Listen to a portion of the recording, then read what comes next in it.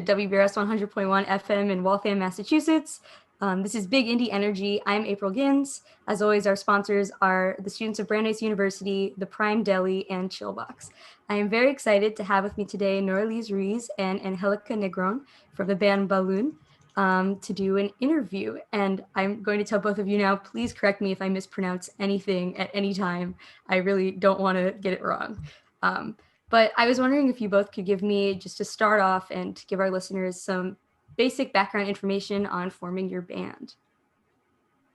Hi, my name is Noralise. I play bass and Puerto Rican folk instruments with Balloon. Balloon is mainly a indie pop band, but we mix Puerto Rican folk music as well. My name is Angelica, and I play accordion in Balloon and sing as well. And I'm one of the founders of the group in the early 2000s, along with my now husband, Jose Olivares. And yeah, we've been playing for a long time together. We started in San Juan in Puerto Rico, and now some of us are based in Brooklyn, some are based in North Carolina, some went back to the island and are in Puerto Rico like Nora.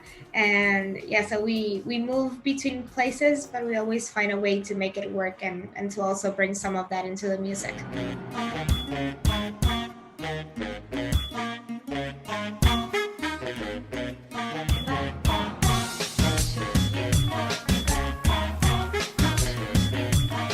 So did you all meet, I think you said during college? Yes, we met in college. Jose and Nora were actually in another band, in a band called Oscilador Cuatro, and I was in another band called Synesthesia. And around that time, we were all pretty active in the DIY scene and in San Juan. And Jose and I started making music with Balloon, mostly as a duo initially, and not vocals, no acoustic instruments, just a bunch of like Casio keyboards and a CD player, and very much influenced by like video game music. And then the band kept evolving, and we started incorporating more acoustic instruments. That's also more of my background. I grew up as a violinist, and then a few years later, Nora joined us, and she's been with us since then.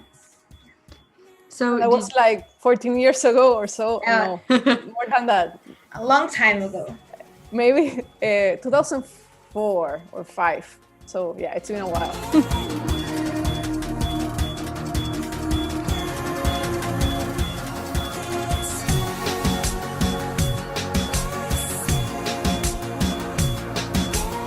That's amazing.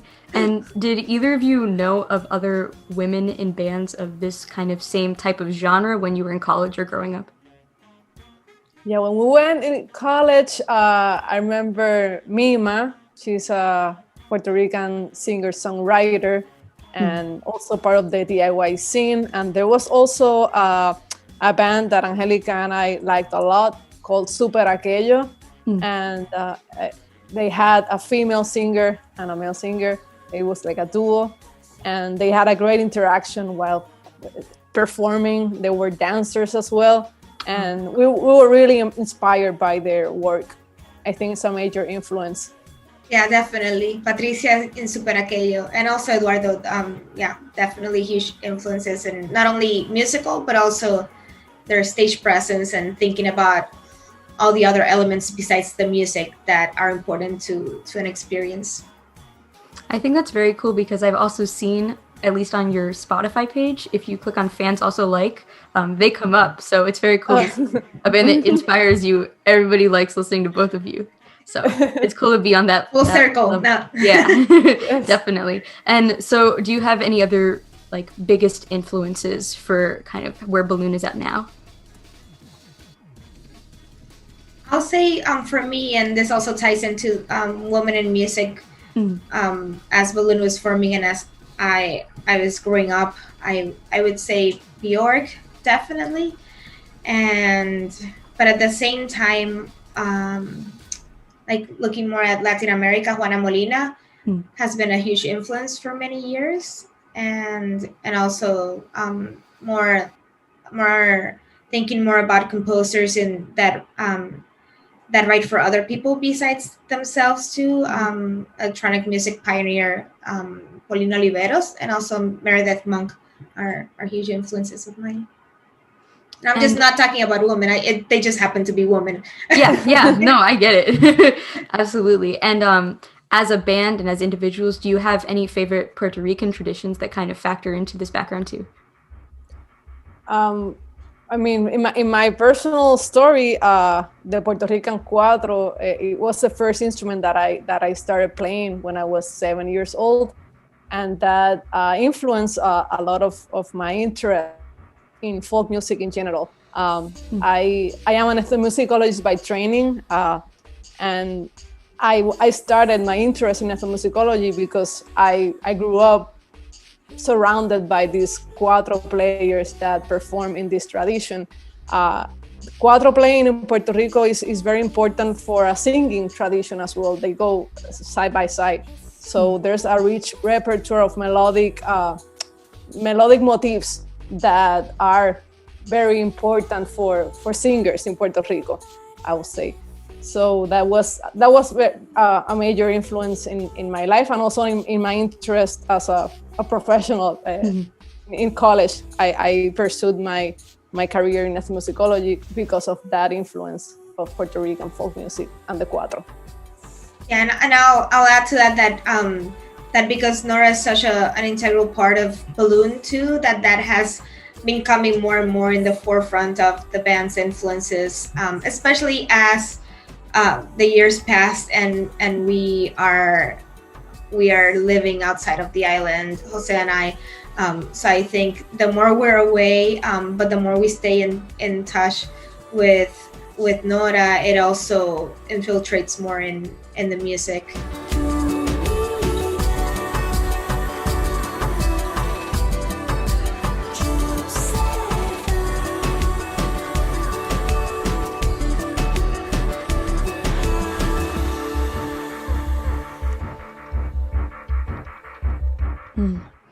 Kind of on the other side of that, for like living off of the island right now, for some, my show primarily focuses on indie rock, which is a little further away from indie electronic normally.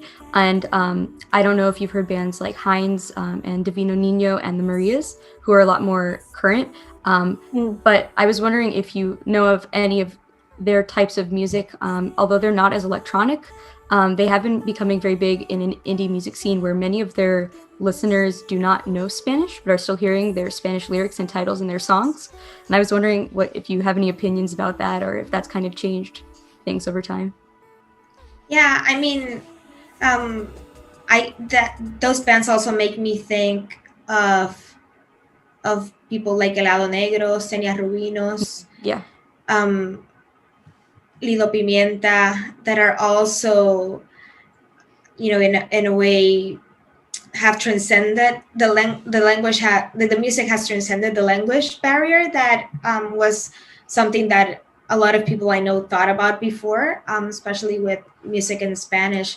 And I think we've always sung in Spanish. It's something that we haven't even considered, like, oh, we're gonna do a song in English. I write the lyrics and sing them, and I think in Spanish. So it's a little bit strange to me to think of a balloon world in which I'm conceiving a song in English. But it's definitely been really refreshing and great to see that, because I think part of our musical formation, like, we love bands like Sigur Rós, for example, and Cocktail Twins, which sing in made up languages, and for us, we always thought of that as another musical element, and even though language and words can be very powerful and can add so much to the music too, there's also a lot of value in the music itself. So it's great that we're finally at a place in which those things are not being barriers to access or to enjoy the experiences as they were before. Yeah, for sure. And when you perform in Brooklyn, for example, do you play different songs, you think, than when you perform in Puerto Rico, depending on who's listening? That's a really good question. I don't think so. I think we have like a set repertoire and people respond to it the same way, probably. Yeah.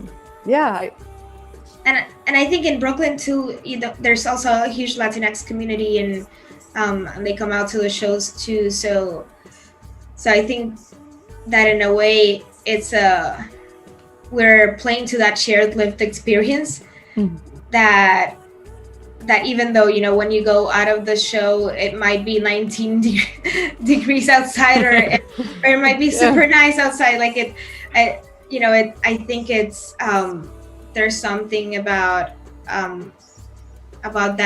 that shared experience that brings people together, and that we would say like, oh, there's this new like really dancey song that like we really want to play it in Puerto Rico, and we need to finish it so that we can play it there. But it's not a consideration of like, oh, people there are gonna dance, because we know that's obviously true. But I think it's more like it's home, and we want to make sure that we're bringing in like the big guns and also like our best when we perform home. So I think that's more of when it comes into consideration, if that sounds right. I think what happens in Puerto Rico also is that people request very old school balloon songs when we play live, and that doesn't happen in Brooklyn. That makes sense. That's true too. People request Snow, which is like a very, very old balloon song, and that happens just in Puerto Rico that we get these requests.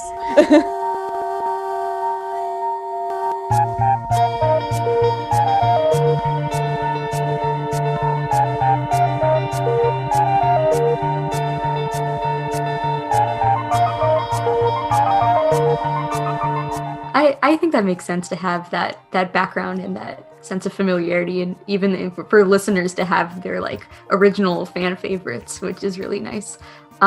Exactly. And I think a little bit beyond this, how do you feel about things like streaming services like Spotify and their differentiations between playlists like Indie Rising and Latinx Indie Rising?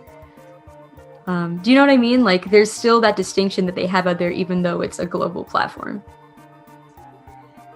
Yeah, you have things to say, Nora? I can see a thought. You can start. Yeah, well, I mean, that's complicated. Of course, there's like with anything that's a commercial medium, I think there are inherent challenges that come with classifying what any artist does. So that I know, and that's always been a challenge before these digital platforms. But I think, there are some really positive things that come out of visibility that of Latinx representation, and also the like how much reggaeton, for example, has like now it's like Bad Bunny, is huge, and so there are a lot of positive things that come with that, but also some new challenges, and globalization also has like, tends sometimes to make it easier for people to mess up. So you can see things like, I think last week I saw like it was like, I think it was Spotify, something about Latinx playlist, and it was like the new Rosalia and Billie Eilish song, and it's like, where to start? So those things happen, and it's on the curators of playlists and the people that are in those positions of power to be more careful and mindful, because it's nothing against Billie Eilish and Rosalia. I love them both actually, but it just it's that space should be for an actual Latinx artist. So so I think that was not a direct answer to your question, but it just made me think of those things. I'm sure Nora has more thoughts to share, but yeah. No, that those categories ultimately, I mean, for us, help us to reach a wider audience and a global audience, and also help us to visualize where are the balloon listeners? But other than that, some of the categories are very problematic because they're not accurate. Yeah. And it's the term Latinx is so flexible that it's tricky. Yeah. Yeah, and like it's also it's marketing. So at the end of the day, you know, like there might be a song that is in like what is this name of this playlist that is like very exotic sounding, like Selva Tropical or something like that. You know, it's like, and I'm like rolling my eyes, but at the same time, as Nora said, you know, it's part of the game, and it being in those playlists makes us reach more listeners and people connect more with our music, then that's also something that's really positive that we can't ignore. For sure. And I like that you can see both sides of it, because I'm definitely somebody that still benefits from stuff like that, just showing up on whatever I was listening, even if it wasn't directly related to what I thought I was listening to in the first place at all. Yeah. So no matter the genre, no matter what it is. And so for your newest album that came out in 2018, Prisma Tropical, it's your most indie pop album yet. And I was wondering if you see yourselves continuing in this direction? I think so. I think so. Yeah. Yeah, the new songs have that kind of dancey, more indie pop, tropical vibe. And also the instrumentation. I think we use in Prisma Tropical, we're keeping also the experimentation with acoustic percussion and other acoustic instruments as well. I think it's going to be part of the new album. We have a couple of songs and probably an EP. It's coming out soon. Later this year or. Oh yeah. 2020 was so confusing. It was like the void year. But yeah, we have some songs that we're working on now, and yeah, they connect to Prisma Tropical. Awesome. I was also going to ask because Prisma Tropical came out 8 years after your previous album, but I know you had multiple EPs during this time. When did you decide to make like an album again?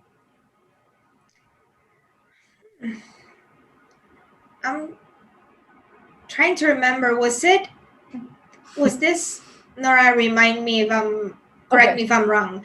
Was this all because of the Kickstarter idea? I have a feeling that we had a lot of songs, and then we were not really thinking of them as an album, or like we're ready for an album. But then Raul Raimundi, our guitarist, joined the band, and there was like I remember like being with him at the Met Museum, and I remember two things.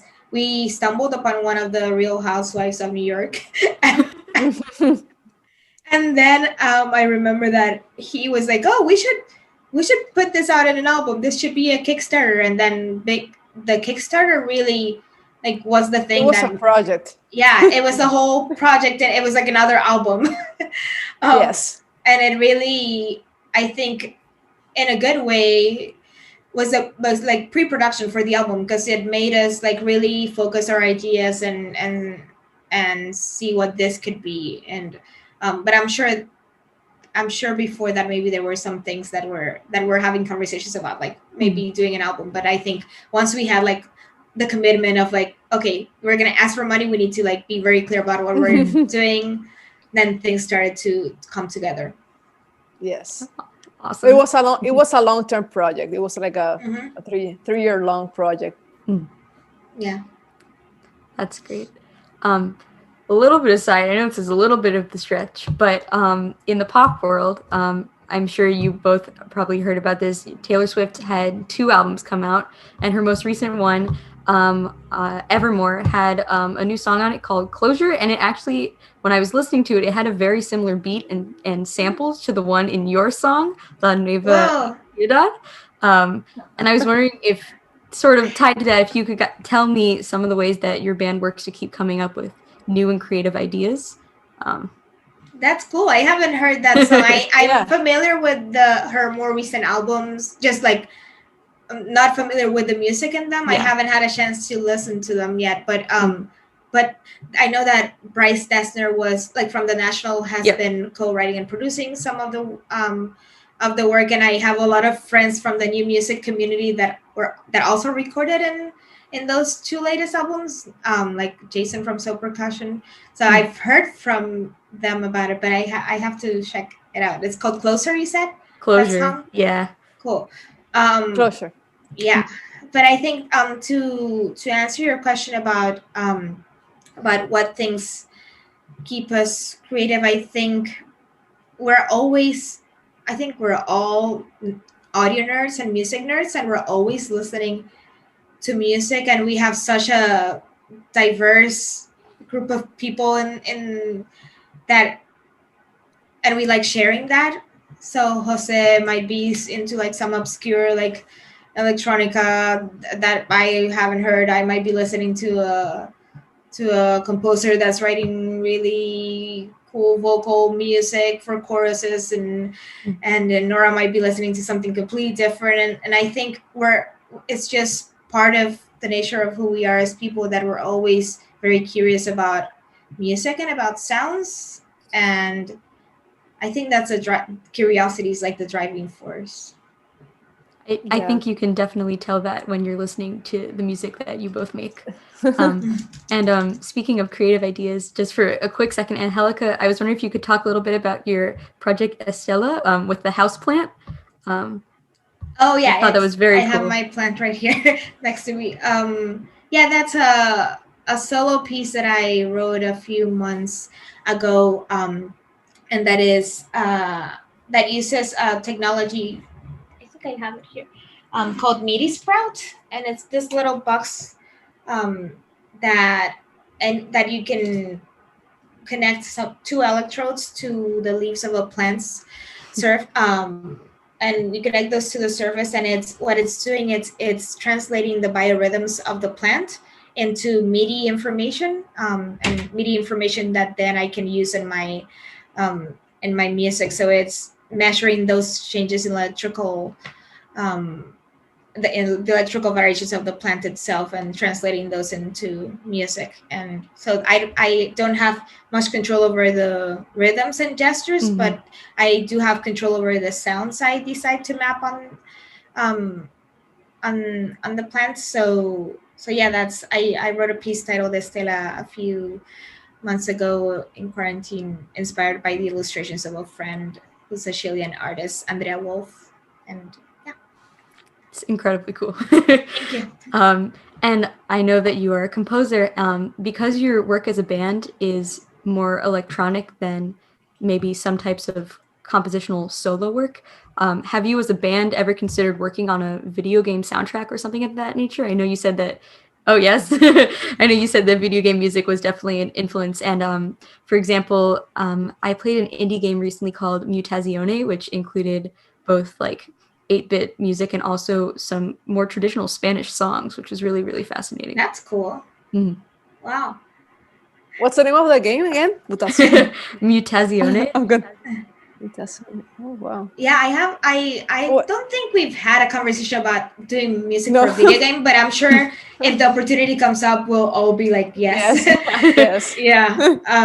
We did music for a podcast recently, which was a first for us as a band, which was super fun. And also a podcast about Puerto Rico, so it felt really fitting and really right. But yeah, I think we have so many other interests besides what we make in Balloon that whenever a project comes up in which we can bring in some of that, that's always exciting. It's very cool. I hope that you get to do a soundtrack for that soon. Me too. And I know that you've used, for example, like a bit crusher, I could tell from some of your music, but do you use any analog synthesizers and synthesis in your music at all? There are some there, and but this is mostly, I would say, we live a lot in between a virtual synth and found sound acoustic sampling world. Though Jose uses also some analog synths. We have a Juno downstairs in the basement that always makes its way into our music, but he's the analog synth nerd in the band. Yeah. and Nora's husband now too. It's a new thing too. Yes. And I Yeah. can't stop talking about it. My God. We're entering the modular scenes world, and I think my husband Ariel is convincing Jose into getting some of those Yes. modules. So yeah, hopefully we'll be more analog in the Yeah, near future. I can see that happening thanks to Ariel. Balloon's new Yes. record will have a lot more modular and analog synths. Yeah. That is awesome. I've just used whatever the fake version that Logic just includes for me for free. Nice. That's mostly just like MIDI piano settings. So I find it fascinating. And beyond that, what are your favorite synths or equipment at all that you've ever used in the band?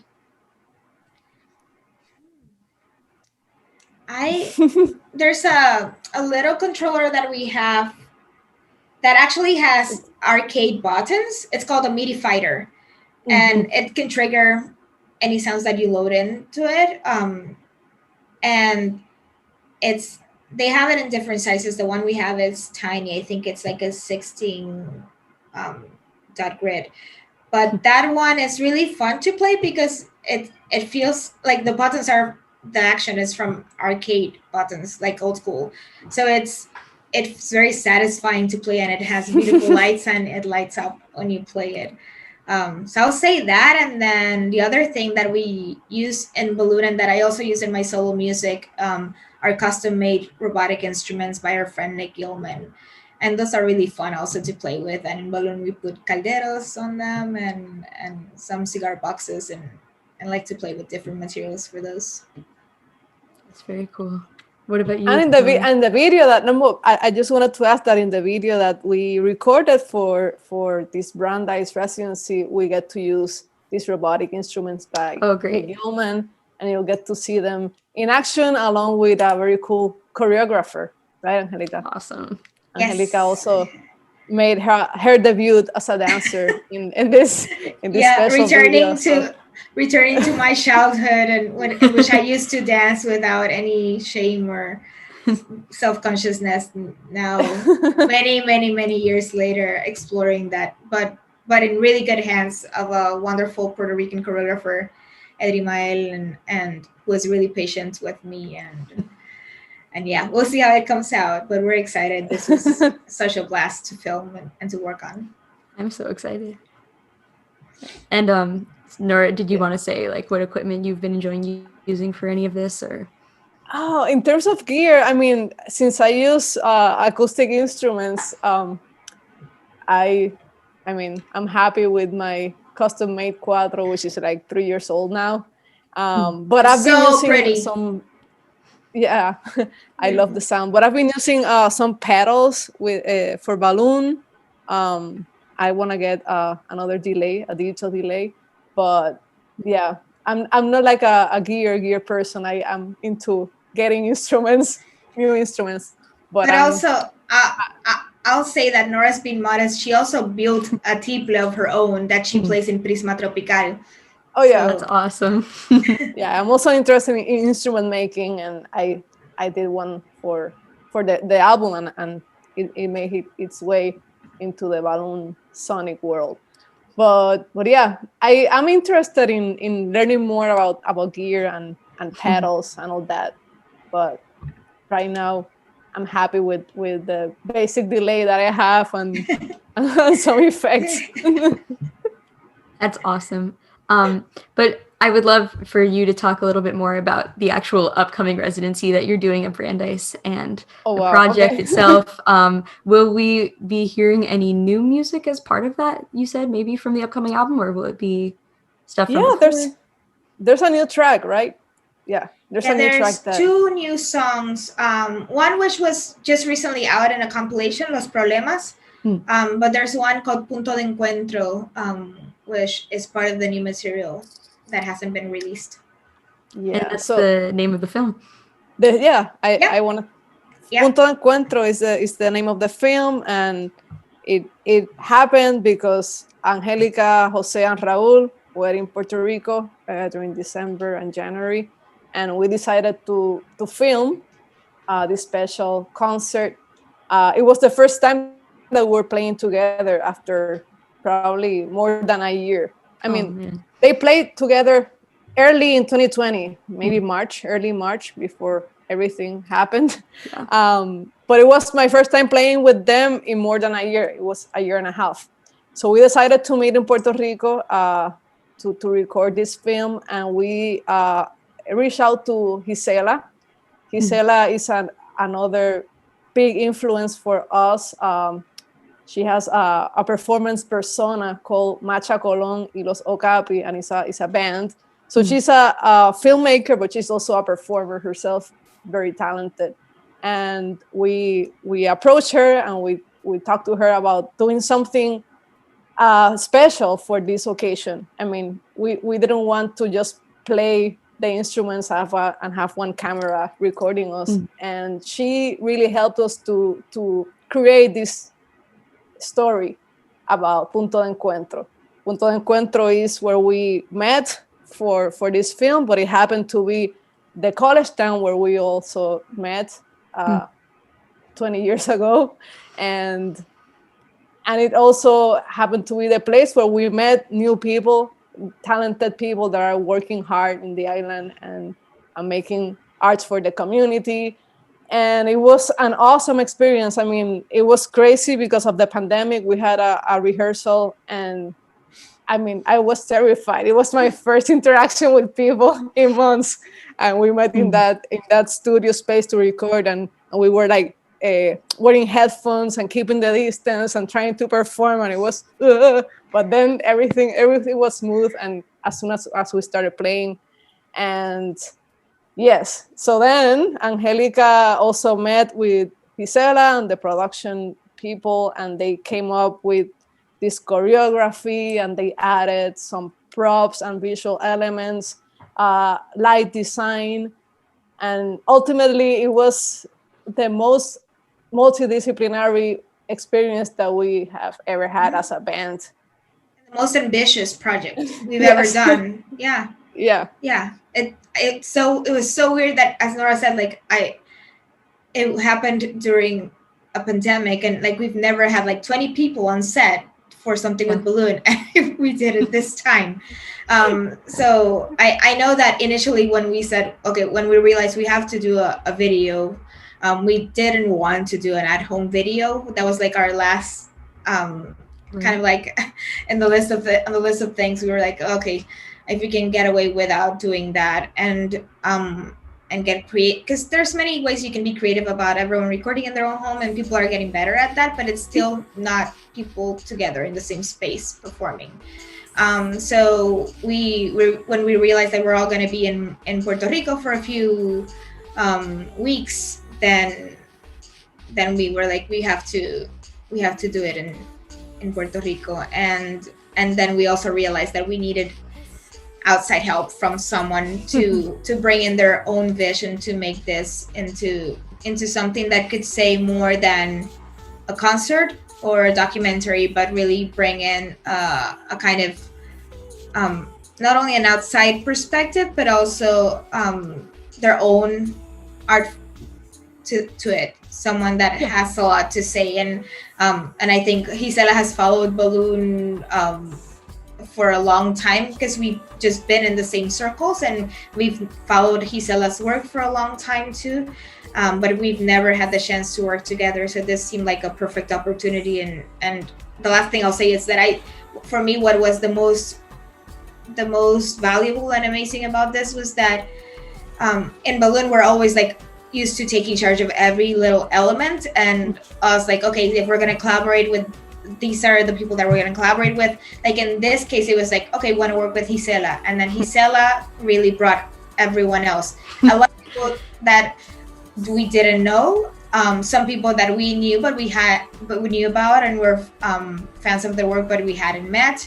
But it was all because I think she understood the balloon world so well and what we're trying to achieve, that we felt comfortable letting go of that control and letting her kind of take what she understands about us, and then through her filter kind of create something new that also feels very close to to what we make. So that was for me the most special thing about this, was just opening ourselves up and being really vulnerable and receptive to what happened, and then like having the most magical time and the best surprise, and like just making 20 new friends, and also being now fans of 20 new people that we're just in love with them as people and as artists. And disclaimer, we had a round of COVID tests. Yes. 20 people on set, but we were wearing the mask at all time. And we were all tested days before, and yes. And after. But we're still very paranoid, especially us in the band. Yeah. I think there's no way to not be at least a little Oh God. all the time now. But I think it's so great because clearly you all still collaborate as a band. So to be able to even expand that circle at all and collaborate with more people I can see that it could be so beneficial. And it was also like an exercise of trusting someone else. Yeah. Like, this is the concept, and we just trusted Gisela, and we know that something very magical is gonna come out of that film piece. Yeah.